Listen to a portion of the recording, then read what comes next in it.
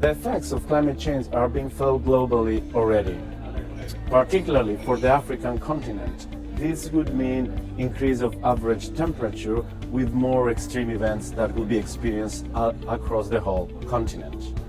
This would include sea level rise, floods in coastal areas, whereas inland would be experience more droughts and less rainfall. Following this journey in our MOOC, we are going to address the following questions. How can we plan for climate change adaptation and mitigation in African cities? What climate change adaptation and mitigation mean for African cities? And how climate change actions can support local development objectives?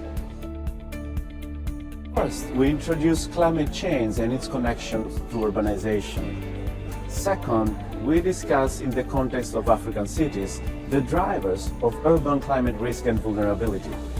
In addition, we examine typologies of climate adaptation responses, and particularly we discuss them in the context of governance with regard of applying climate resilience in cities.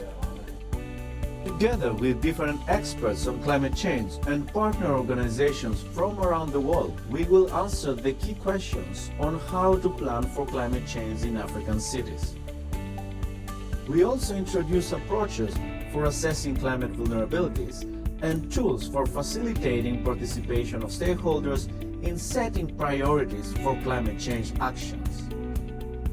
We provide examples of how local governments in Africa respond and adapt to climate change and highlight opportunities for integrating climate change in local development actions.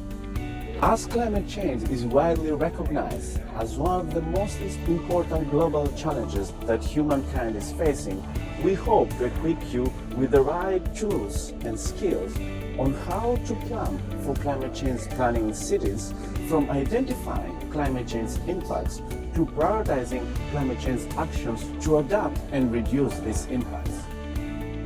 Join us in our learning journey. Take the first action on climate change by enhancing your knowledge and understanding how you can plan for climate change in African cities.